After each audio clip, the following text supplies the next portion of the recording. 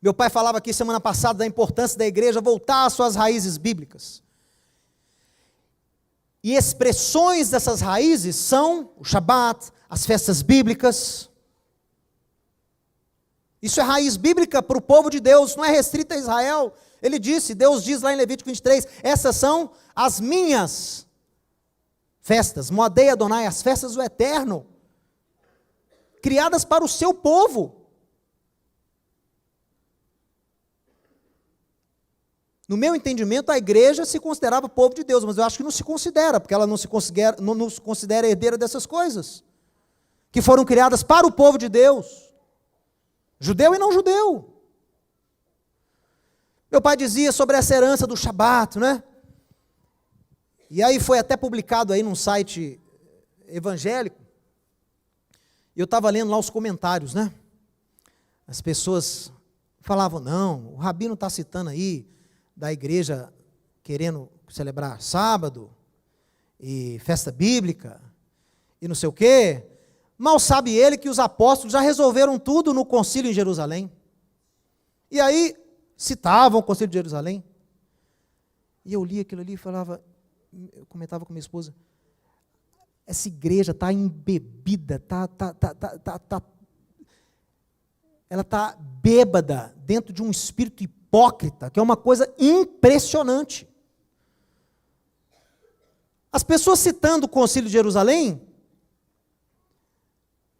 e eu me pergunto, aqueles que estão, não precisa de Shabat, não precisa de nada além do que está lá no concílio de Jerusalém.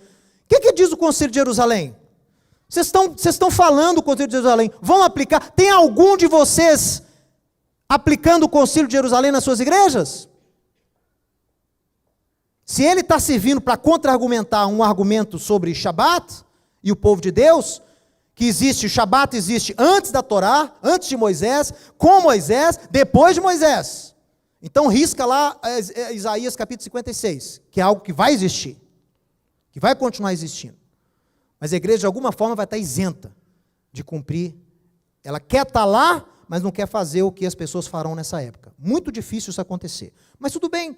Vocês estão citando o concílio em Jerusalém.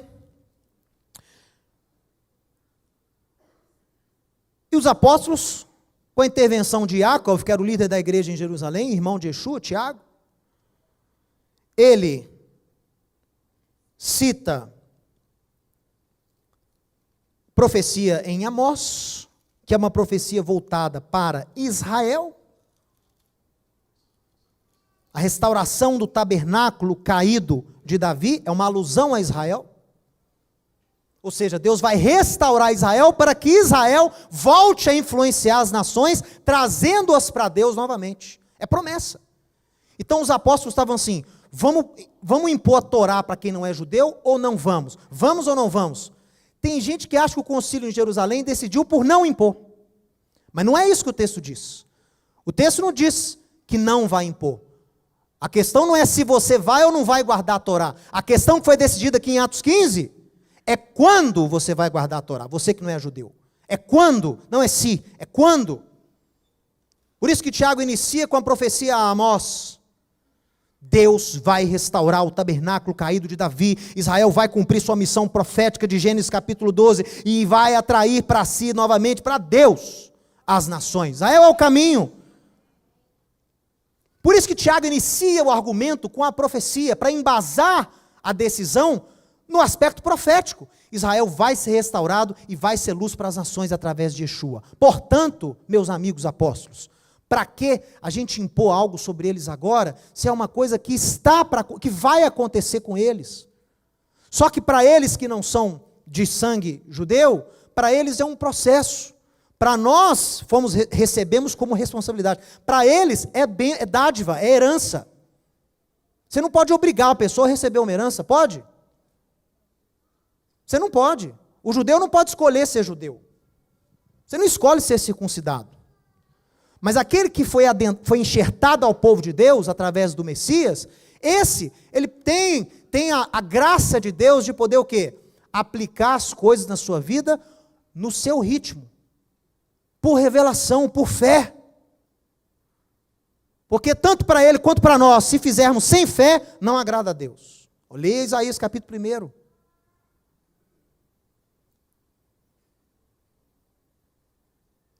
Deus chama as festas de minhas festas, lá em Levítico 23, em Isaías capítulo 1, ele fala que vomita quando o povo vai celebrar as festas. Deus mudou de ideia? As festas agora são ruins?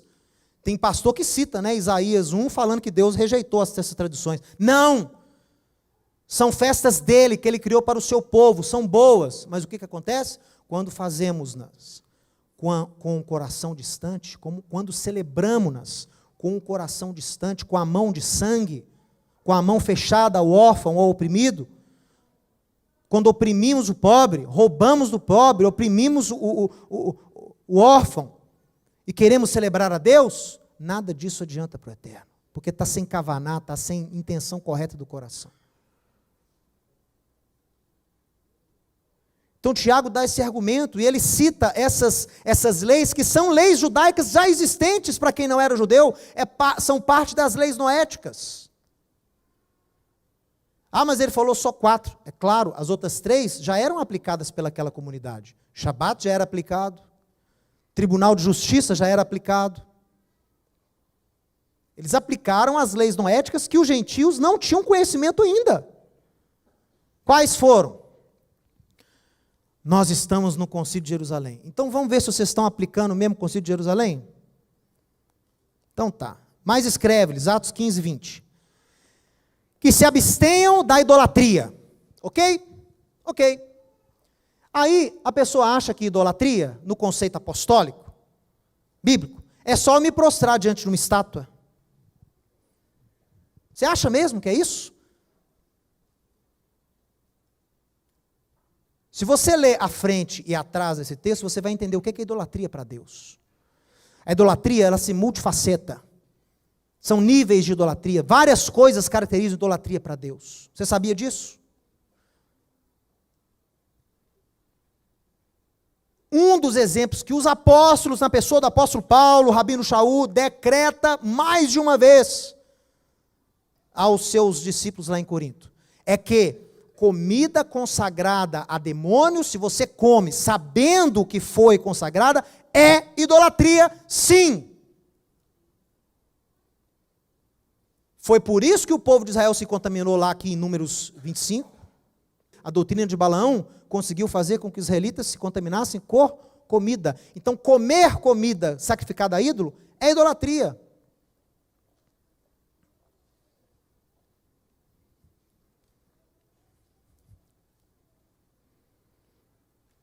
Reverenciar algo, atribuir divindade, reverenciar algo, como se fosse Deus, é idolatria.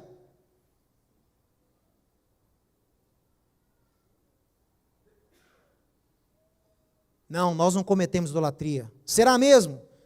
Esse nicho chamado de celebridade gospel, esse mundo pseudo-celebridade, eu não sei o que é isso que os evangélicos têm tanta necessidade de ter também um mundo paralelo. É um universo paralelo. Tem um mundo aqui, vamos fazer um universo paralelo nosso. Kasher, permitido. É um universo paralelo. Tem celebridade lá, tem celebridade aqui. Eu já experienciei atitudes de idolatria em relação a esses ídolos gospel. Eu experienciei, não estou falando do que eu ouvi falar, coisa que eu vi, que eu, com o mínimo de conhecimento que tenho, posso discernir como idolatria. Eu vi isso acontecendo. E não foi em um lugar só, não. Querem ensinar Concílio de Jerusalém? Ensinem a não adorar esses ídolos gospel. Ensinem a não atribuir divindade a pastor. Pastor nenhum perdoa o seu pecado.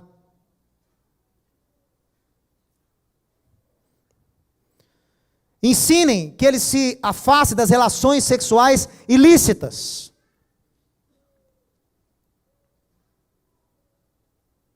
Adultérios, fornicações nos seus vários níveis. Será que a igreja chamada evangélica, que apregou que não precisa do Shabat por causa do Concílio de Jerusalém, está aplicando os ensinos de Concílio de Jerusalém? O povo está santo sexualmente a Deus? A liderança sexualmente está santa a Deus? Bobagem, né? Não existe pastor divorciado.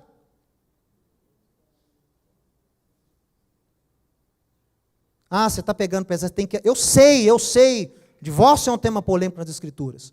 Mas do jeito que está hoje aí, nessa chamada igreja, perderam o controle, perderam as rédeas. Parece que está valendo tudo agora. Está pior do que nos dias de Yeshua. Nos dias de Yeshua, tinha rabino lá que atestava. O camarada levantava de manhã e não gostava de como a esposa levantou na cama, podia divorciar, o rabino dava carta de divórcio, dava o guete. As escolas rabínicas eram diferenciadas, né? Um rabino dava a carta assim, à torta direita, o outro era mais restrito. Hoje está pior. Ficam falando lá do legalismo do judeu, dos fariseus. Esses pastores são muito piores que aqueles fariseus daqueles dias. Concedendo divórcio assim, sem critério algum. Sexo nas igrejas, juventude sem noção, sem referência sexual. É claro que tem gente aí tentando segurar a rédea. É claro que tem líderes sérios que eu conheço, e muitos mais que eu não conheço, que têm consciência disso. Mas no geral, está ruim, pessoal, está ruim. Concílio de Jerusalém neles. Nós acatamos o concílio. Então acatem. Continua aqui comigo. Da carne de animal sufocado. O que é isso? Se a igreja está debaixo das premissas do concílio de Jerusalém, que viva segundo essas premissas. O que significa mandar o povo não comer carne de animal sufocado? O que você come do animal quando você sufoca-o? Você abate o animal sufocando e come a carne dele. O que você está comendo com isso? Sangue. Carne de animal sufocado significa o quê? A proibição apostólica, conforme o mandato de Deus, antes da Torá e durante a Torá, de ingestão de sangue. Antes da lei, Noé, Deus proíbe comer o sangue. Durante a lei, Deus proíbe comer o sangue. Depois da lei, os apóstolos proíbem comer sangue. Me fala, quem dos pastores que me argumenta, me contra-argumenta, falando que não precisa guardar Shabat, que guarda o Concílio de Jerusalém, qual desses ensina na sua igreja que o crente não pode ingerir sangue? Frango ao molho pardo, chouriço. Vocês estão cumprindo o Concílio de Jerusalém? Ou acham que estão cumprindo? Ou estão usando o Concílio de Jerusalém para não guardar aquilo que Deus criou para vocês, para vos santificar? Quer cumprir o concílio? Cumpra-o! Passa a ensinar às suas igrejas restrições alimentares, que é apostólico, é Atos 15. Você come sangue, você desrespeita o autor da vida, a vida está no sangue, você desrespeita o autor da vida, você ingere sangue, você se contamina espiritualmente. E também se abster do sangue. Puxa, Mateus, sangue 2 vezes? Não, meu irmão. Os elementos sangue é no mandamento da carne sufocada. Quando diz aqui sangue, é uma alusão à violência, assassinato. E lembre-se que Yeshua trouxe esse entendimento a vocês, gentios. Que assassinato não é só você tirar a vida de uma pessoa. Assassinato, segundo a Torá, é muito mais. Quem fala mal de alguém está assassinando. Quem denigre o irmão está assassinando. Quem presta falsa acusação contra um irmão, um líder, está assassinando o líder. Tudo isso é forma de assassinato na Bíblia. Mas que bom que os evangélicos estão todos guardando essas leis de Concílio de Jerusalém, e então eu não tenho que me preocupar. Ninguém fala mal de ninguém, nenhum líder fala mal de ninguém, não tem brigas entre pastores famosos, a gente não vê isso.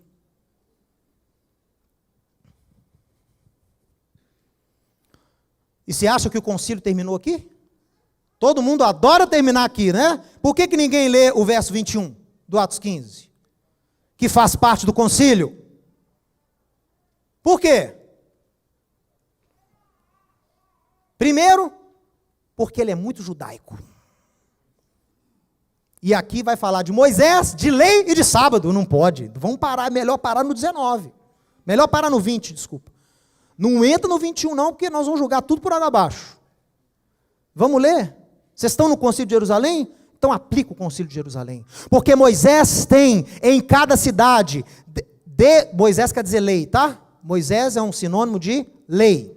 Porque a lei tem em cada cidade, desde os tempos antigos, os que o pregam nas sinagogas, onde é lido todos os sábados. Para que Tiago, cheio do Espírito, vai decidir essas 4 ordenanças e depois vai dar uma frase dessa, para encerrar, fechar com chave de ouro? O que você acha? Não precisa ser teólogo para entender. É contextualização, interpretação de texto. Para quê? Porque essas 4 eram o mínimo que você não judeu tem que mudar no seu comportamento para ter comunhão com os santos. Mínimo. E seria o mínimo que os apóstolos iriam exigir de você, e que eu, como judeu, exijo de você que não é judeu aqui nessa casa. Porque os apóstolos ensinaram em determinar, isso é mandamento. O que está aqui, eu exijo de você, porque eu sou cobrado de Deus. O que for além disso, amigão, é por sua conta. E risco. Os apóstolos não proíbem você acrescentar mais leis para aprimorarem a sua vida. Eles deixam você o quê? Livre. Meu amigo, quer aplicar mais? Quer entender mais? Vai estudar. Ah, mas eu não posso ir na sinagoga da minha cidade, porque lá não aceitam quem não é judeu. Então vem na Hatzion, aqui é aberto. Aqui é sinagoga sem barreira. Aqui pode entrar quem não é judeu. Por quê? Porque aqui é ensinada a Torá, para você que não é judeu. Você que está buscando, você quer aplicar o Concílio de Jerusalém, vem aqui aprender a Torá. Não é isso que ele está falando aqui? Moisés não está sendo ensinado todo sábado? Vem num sábado aqui. Quer aplicar o Concílio de Jerusalém? Traga a sua igreja aqui, para aprender a Torá aqui, ó. Sábado de manhã. Vou construir outro mezanino aqui, outra galeria, nós vamos derrubar isso aqui, fazer um outro prédio aqui para... Se os crentes, se os evangélicos decidirem cumprir o Concílio de Jerusalém, como eles atestam cumprir, eu tenho que derrubar esse prédio e fazer outro. Porque Moisés é ensinado em cada sinagoga todo sábado. Eu sei que lá eles não vão conseguir ir, vem para cá. Aqui eu recebo você. Nós temos que acabar com essa hipocrisia. Isso é hipocrisia, pessoal. Hipocrisia religiosa. Isso é o que a religião faz com o homem. Por isso que eu falo, nós não estamos aqui defendendo religião. A religião afasta o homem de Deus. Nós estamos aqui defendendo uma fé, um relacionamento, uma vivência com o nosso Deus, com seus princípios. O maior inimigo da fé chama-se religião. Seja ela qual for. Eu estou falando aqui de igreja evangélica porque foi o ataque que nós recebemos aqui. Mas eu estendo a isso à religião judaica também. Ou a outras religiões cristãs. Há hipocrisia nesses meios todos. Por quê? Porque há cinismo, porque há religiosidade e legalismo.